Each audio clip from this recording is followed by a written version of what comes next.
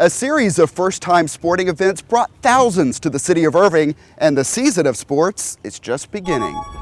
I'm so excited, yes. Ladies golf, yes. The North Texas LPGA Shootout drew crowds, pro golfers, and media attention.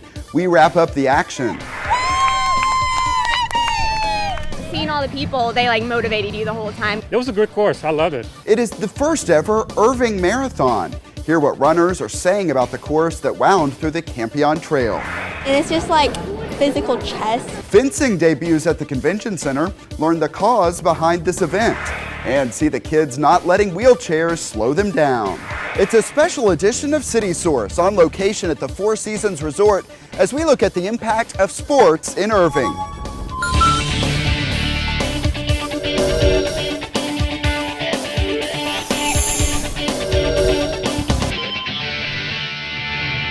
Hello and welcome to a special edition of City Source. I'm Thomas Gandy. We are at the Four Seasons Resort and Club, which will again host the HP Byron Nelson Championship this month. More on that in a few minutes. But first, another big golf event just wrapped up its first year in Irving, and we have team coverage. Ashley Roberts begins with an overview of the North Texas LPGA Shootout.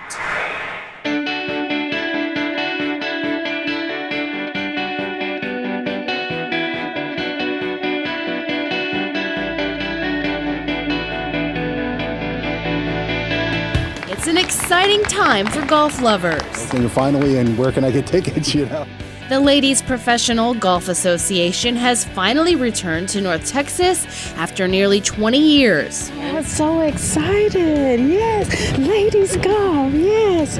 We come out for Byron Nelson. And so this is nice to have the LPGA here too. Golfers from all over the world came to compete as eager fans welcomed the women for the inaugural North Texas LPGA Shootout. Yeah, we usually have lazy weekends watching on TV, but it's nice to be able to see it in person. The City of Irving, Nexus Club, and Las Colinas Country Club partnered up to quickly and efficiently organize the big event. This is actually a tournament that volunteers, members of the club pursued, really wanted to get a professional tour event here and worked really hard to bring it together. The North Texas Shootout has attracted more than 30,000 spectators here at the Las Colinas Country Club. And with the Golf Channel broadcasting the tournament live, it's also garnering a lot of national attention. This course is just beautiful and it's a treasure, and we're going to get a chance to get a lot of people to see it this week. Fans here in person are cheering on their favorite professional women golfers. We were just watching Stacey Lewis come up on 9. And who else were we watching that we like a lot? I like Maston, the rookie. We love golf. We love LPGA, and I'm really into Lizette. I was so happy to catch a few holes from her. What was your name? Tiffany, just go ahead and sign with me. One of my best friend's name is Tiffany. Little did Tiffany Gray know she would also get to meet Lizette Salas. I send her Facebook messages. Lizette said, hey, go, because I'm from California. Go, girl, Salas says she enjoys her fans, especially the kids. You know, that's the future of golf, is these little girls and little boys, and so we just try to inspire them, and because, they inspire us. Many young girls here play golf and look up to these female athletes as role models. Young girls seeing young girls playing golf and finally getting to see somebody that, they've heard about and emulated. It's kind of fun. Parents are thrilled to expose their little athletes to these professional golfers. First thing she said to me when we came, she goes, I can be a professional golfer. I said, yeah, you can. Olivia actually went and played a tournament yesterday after being here. She's like, I am going to do great because I have this hat and I got to see these lady golfers. Olivia Cochin is a member of Girls Golf, one of the tournament beneficiaries. The club is having a contest to see who can get the most autographs. So far, she's doing pretty good. Getting an autograph is pretty special. It's really cool. But adults are enjoying the tournament just as much. We always see men and stuff, but it's so exciting to have the professional ladies here. And I have a few autographs. It's just neat to watch their swings and watch their setup and warm-ups. So it's been really, really nice. It's a gorgeous day. Spectators hope the return of the LPGA is here to stay. Just keep bringing it to North Texas. It'd be nice to keep coming out. We definitely support it. Salas says that Texas has treated her well, and she also hopes to play here again. First time here, So just having the fans come out and support everybody, and it was a great turnout, and hopefully the LPGA will keep it going. It is a tournament that would fit nicely as an annual tour in a region of rich golf history. Ashley Roberts for City Source. Our LPGA coverage continues later on City Source. See the event that gave kids the chance to get expert tips from the pros. And here at the Four Seasons Resort, final preparations are underway for the HP Byron Nelson Championship. And here with the preview is General Manager of the Four Seasons, Luis Argote. Thanks for having us out today. Not at all, Thomas. Pleasure to have you. Thank you. Tell me about the crowds. It must get pretty busy around here. Oh my goodness, it's going to be great. This is going to be a whole new world here in a couple of weeks, you know. Yeah, we should be expecting probably about, between 150 and 200,000 people just coming in and looking at the great event that we will have. So give us the behind-the-scenes perspective from the restaurants to the rooms to what we're already seeing out here on the course. What's happening? Organized chaos, and we love it. We hired about 200 people just for the event, right? Mainly from local universities. And, there's a lot we've got all our villas ready as hospitality suites, so there's a lot of organization behind that. As you can see, the course is being set up with the stands and the different signs everywhere and the hospitality suite, so there's a lot going on right now. Sounds like it. And you mentioned the jobs, but let's talk some more about that impact. What impact does this event have here at the hotel and in the city of Irving as a whole? Well, listen, the city of Irving, I have to say, has been a great partner for us because, they've been very much on our side, whatever we need, right, in order to make this a very successful event. We're looking at the economic impact overall is about 40 million. Right? 40 million, huge 40 amount. million for the city, yes. So as you can well understand, this is a huge event for us, very important. A lot of people will be out here to see it. Luis Argote, thanks for having us out. Not at all, today. Thomas. Great, thank you very much. The HP Byron Nelson Championship is May 13th through 19th here at the Four Seasons Resort. A full schedule and ticket information is at hpbnc.org. The Campion Trail was the site of the first ever GE Irving Marathon. I was there and talked with exhausted runners and busy organizers. Runners are stretching out and lacing up at Irving's T.W. Richardson Grove Park. Some have been waiting for this event for a long time. I ran 10 miles last week. Did a few long runs and did a lot of stretching. And some just showed up. How do you prepare for something like this? I didn't. Actually, I didn't. I went on vacation. Ready or not, it's the first ever GE Irving Marathon.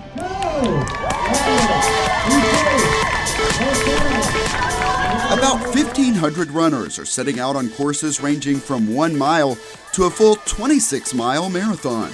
It started as an idea among friends. We got crazy and we decided, hey, why don't we put on a marathon? About 8 months later, the Irving natives' idea is reality. It's awesome that we're here in Irving and we can bring something really cool and really popular here and it's a beautiful day and people get to enjoy it. The course took runners through the northern section of the Campion Trail, a path that got mostly positive reviews. I live up in Plano, and so I run on the trails there, and I honestly did not know this trail existed through Irving, and it's just beautiful. So nice water, nice wide path. The course they like very much, though. Of course, it's very majestic and very aesthetically pleasing, and I think that's one of the draws, obviously, the Campion Trails, and we know the gem we have here in Irving.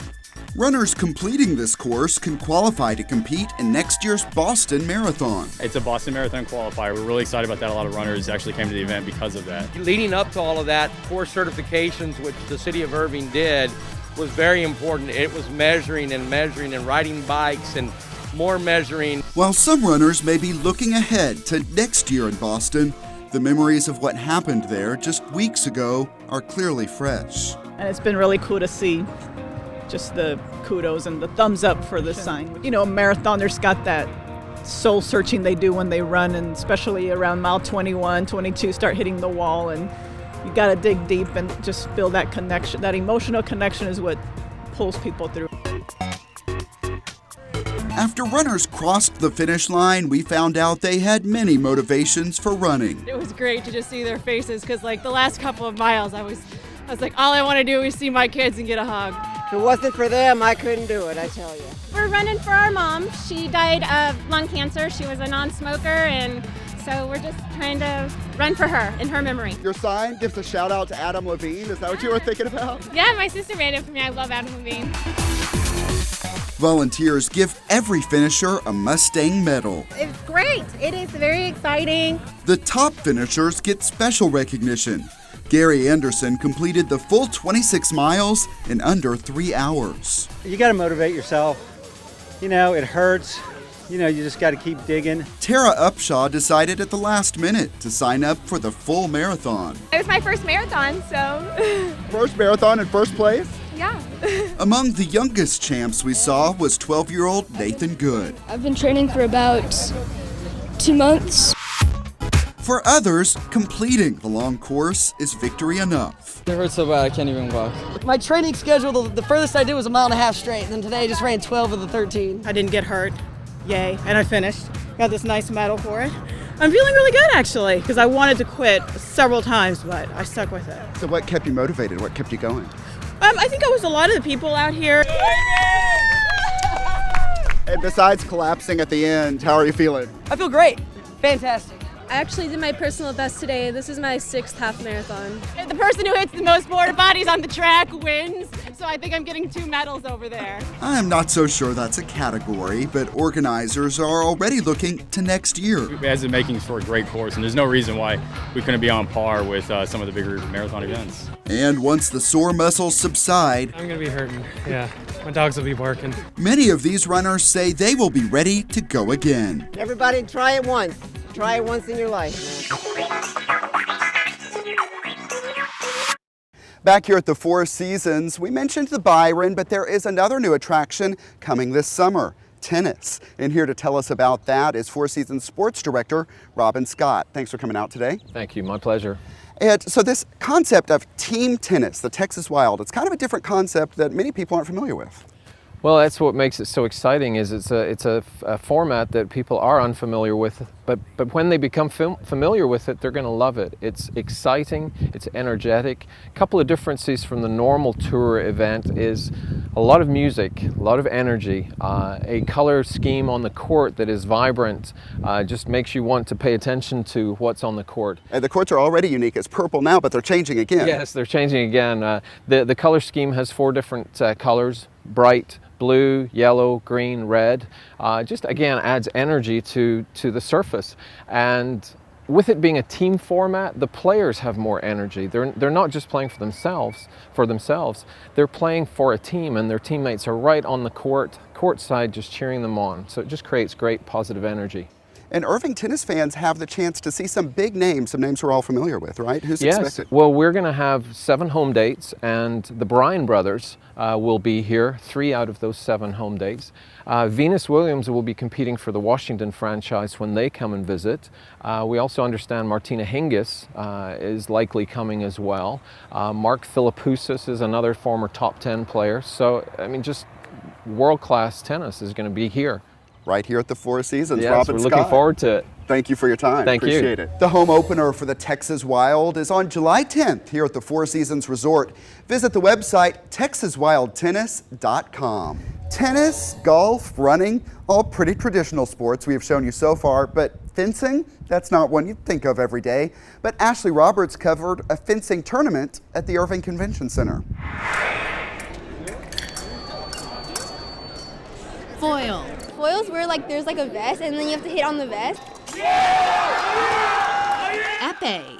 The whole entire body's the target, and it's more patient than foil, and especially more patient than saber. Saber, which is what you see Captain Jack Sparrow with and the 3 Musketeers fencing with.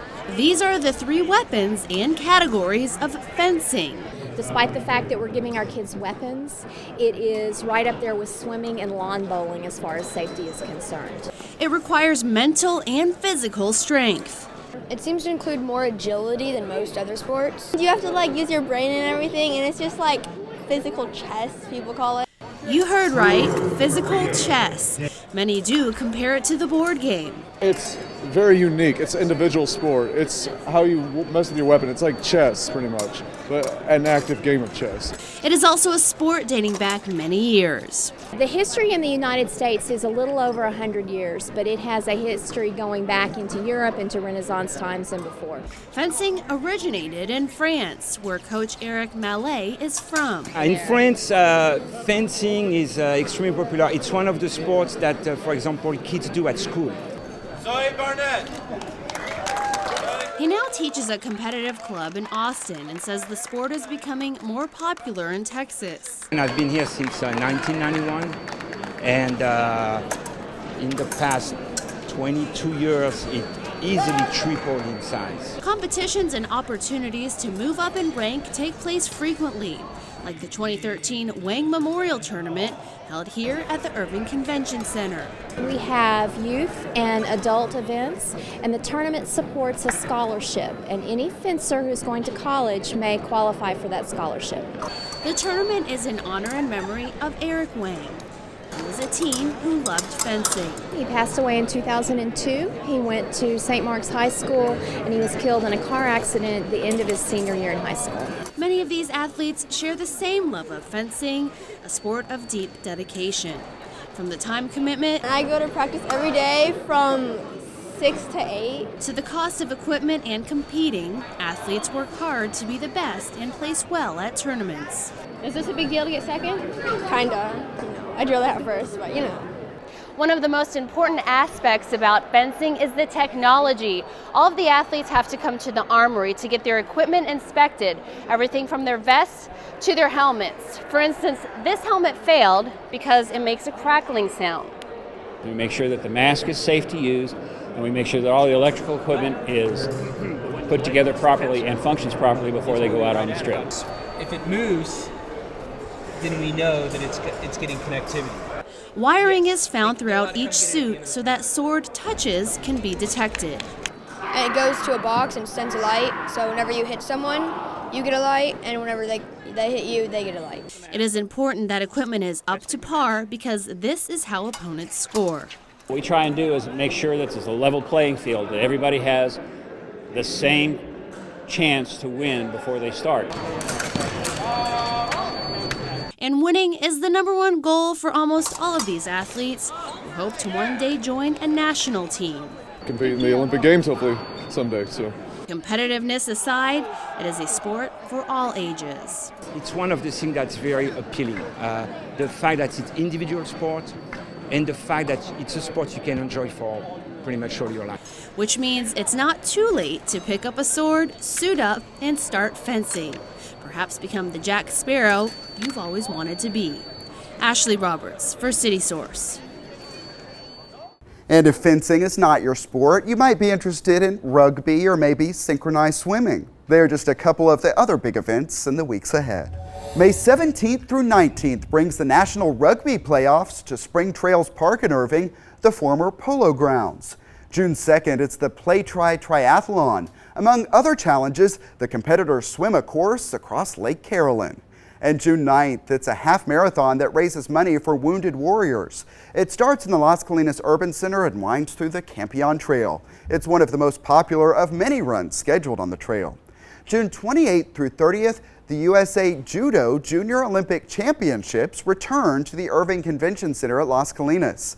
And July 9th through the 13th, it's the U.S. Open Synchronized Swimming Championships at the North Lake Aquatic Center.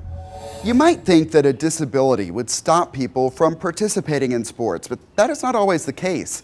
In fact, we found some young people in wheelchairs who found fun and inspiration during an event at Lively Point Youth Center.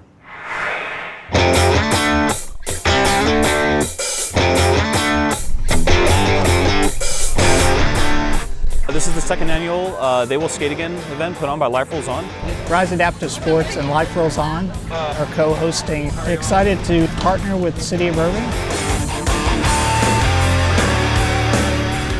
You know, this is all about just pushing your own personal limits and having a good time. What our main goal is out here is just to kind of promote healthy, active lifestyles for kids in wheelchairs. You know, come on out and have a great time and, you know, shred some park up.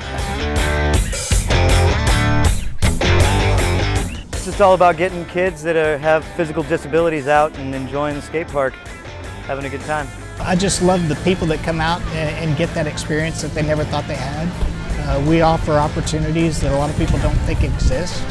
And when they find out about us and come out, they realize that these opportunities are available to them.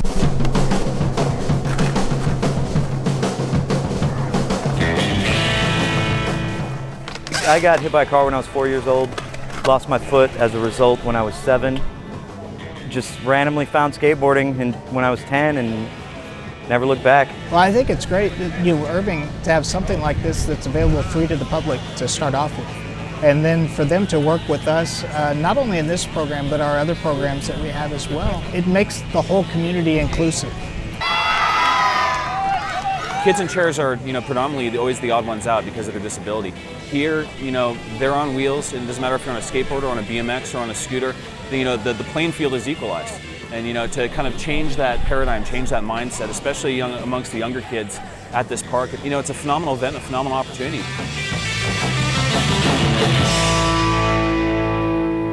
Adaptive skateboarding is not the only offering. Rugby and hand cycling are among the others. Learn more at riseadaptivesports.org. At the beginning of this program, we showed you highlights from the LPGA Shootout, and that event also gave some children a unique opportunity to interact with golf pros. Here's Brooke Pratt. The North Texas LPGA Shootout drew thousands of sports fans to the Las Colinas Country Club. But before those fans arrived, some Irving children got an opportunity. They got tips from golf pros.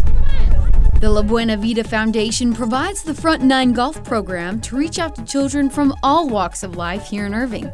They've partnered with the community's YMCA and the First Tee program to give the kids a unique way of learning core values and the perfect swing. We just helped out and we taught them routines and how we started the game and the discipline it takes and a couple of the things that are ingredients for success, like dedication, discipline, confidence, and we had a great time. The First Tee's mission is to provide programs that promote character development through the game of golf. At the event this evening, kids are even getting a few pointers from the pros. That was great, like getting a private lesson. That's awesome. These kids, their faces lit up when they hit the ball well, and it was really fun to see the pros and them, both excited about doing well. It was great. While the kids practice the ins and outs of golf, they're also drilled on values and etiquette. Like trustworthiness and sportsmanship, honesty, integrity, sportsmanship, integrity. Okay, so there's a lot of integrity and sportsmanship in there. But these are values that experienced players have learned they use every time they hit the course. Golf is a whole mind game in itself, so attitude is another club in the bag.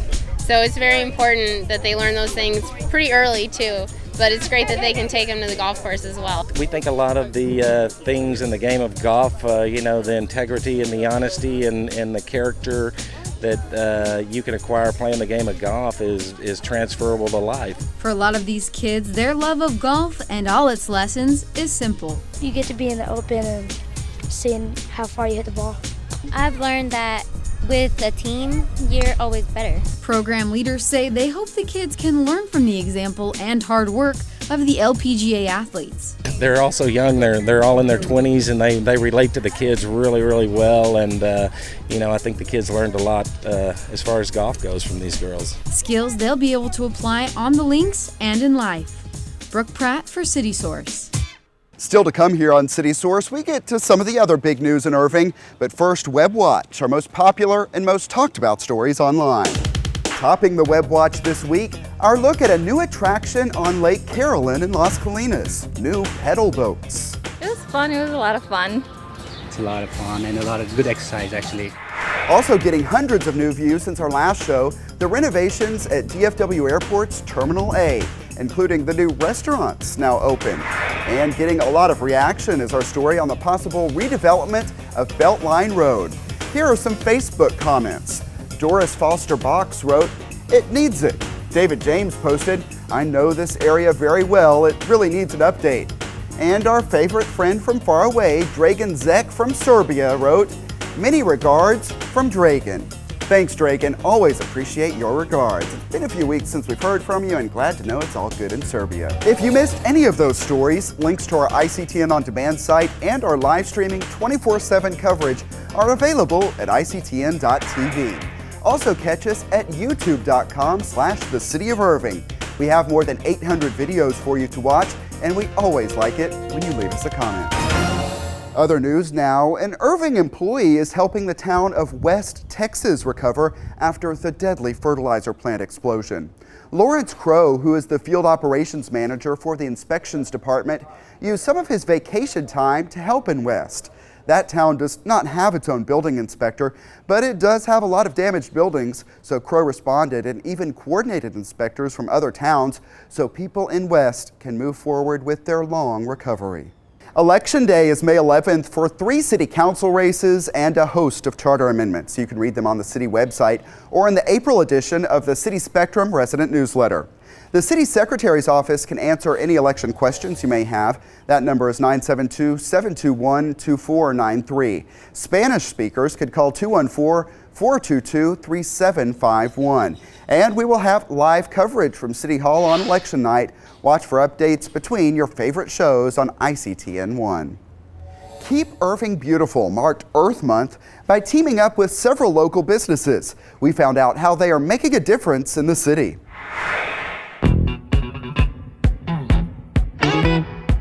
We're with Contact Construction Products. We're a local manufacturer of corrugated metal pipe and construction products to the market. And we're out here today painting for the community center.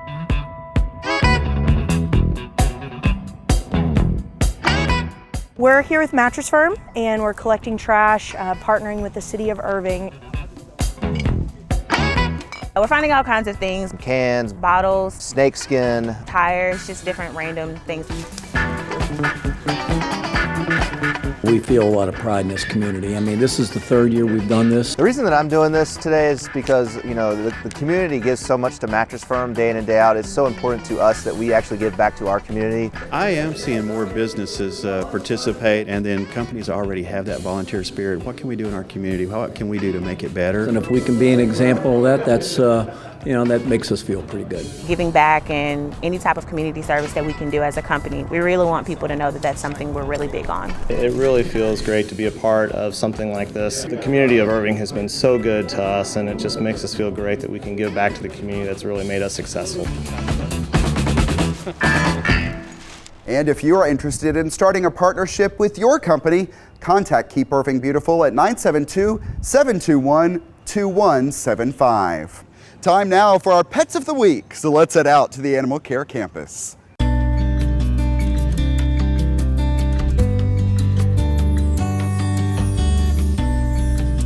Thank you for joining us for this week's Pet of the Week. Today we have Elmo, who is a 9-month-old black Chihuahua mix. He came in as a stray.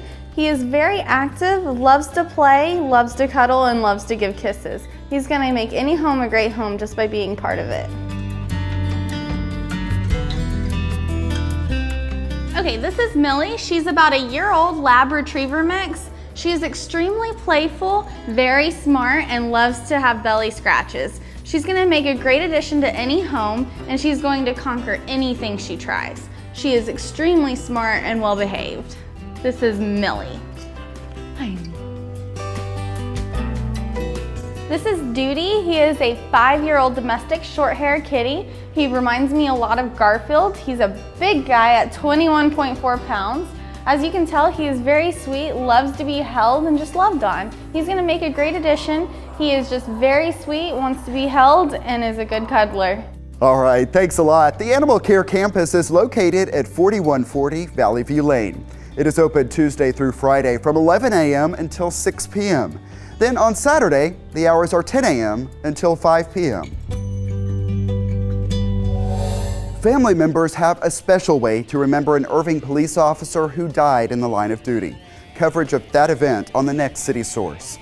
Plus, Irving's first community garden celebrates its grand opening. We look at the impact organizers hope to make. And we wrap up the fun at Bike Fest and hear what one expert is saying about the benefits of biking. That's next time on City Source. Email us your thoughts on our stories. The address is ictn@cityofirving.org. We may read some of your messages right here on the show, or comment on our videos at youtube.com/thecityofirving. And that's it for this special edition of City Source. Thanks to the Four Seasons Resort for hosting us, and we leave you with more of the action at the Las Colinas Marathon. Thanks to everyone who was a part of this one, and thank you for watching. We'll see you next time.